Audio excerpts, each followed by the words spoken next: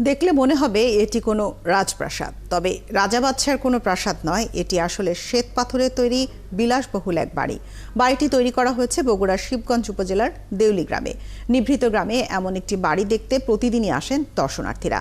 মুগ্ধ হচ্ছে বাড়ির নির্মাণ শৈলী দেখেও। শাহজাহান আলী বাবুর তথ্য এবং ছবিতে রয়েছে প্রতিবেদন। বগুড়া শহরের ৩০ কিলোমিটার দূরে শিবগঞ্জ উপজেলার দেউলি গ্রাম। দীর্ঘ পথ পাড়ি দিয়ে নিভৃত এই গ্রামে গিয়ে দেখা মিলবে রাজপ্রাসাদের।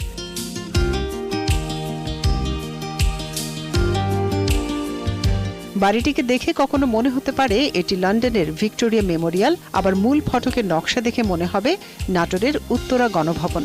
বাড়ির ভেতর ঢুকতেই দেখা যাবে চোখ ধাঁধানো মার্বেল পাথরের নির্মাণ শৈলী, আছে আকর্ষণীয় নকশায় তৈরি আসবাবপত্র আর বিশাল ঝাড়বাতি।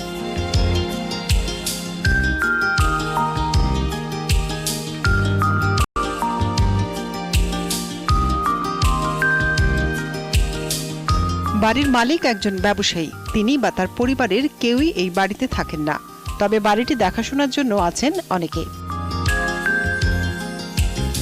১ একর জমির ওপর ২টি ইউনিটে ভাগ করা হয়েছে প্রাসাদ সমতুল্য বাড়িটি।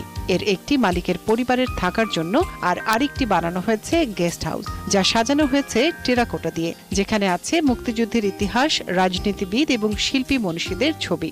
এই বাড়ি দেখার পর অবশ্যই নতুন প্রজন্মের ছেলে মেয়েদের মাঝে স্বপ্ন তৈরি হবে এবং সেই আঙ্গিকে তারা এগিয়ে যাবে। আমাদের উত্তরবঙ্গ একটা আমাদের গর্ব যে এখানে একটা বাড়ি হয়েছে, এবং এলাকার সাধারণ মানুষকে উনি বোঝানোর চেষ্টা করেছেন যে স্বপ্ন থাকলে মানুষ কি না করতে পারে। দূর দূরান্ত থেকে প্রতিদিনই দর্শনার্থীরা আসছেন বাড়িটি দেখতে। আমি আমার বাবার সঙ্গে এখানে বেড়াতে এসেছি। শুনলাম বাড়ির ভিতরে অনেক কাজ আছে, অনেক কাজ করা আছে, কিন্তু ঢোকার অনুমতি এখন আমরা পাইনি, কিন্তু বাইরে থেকে দেখে খুব সুন্দর লাগে। আসলে অনেক কিছু যা অন্য কোথাও নাই, অনেক দামি দামি আসবাবপত্র দিয়ে তৈরি এবং চারিপাশে সবগুলো খুব সুন্দর। আসলে খুব দেখার মতো একটা জায়গা, আর ভিতরে যদি ঢুকতে পারতাম তো আরো ভালো লাগতো।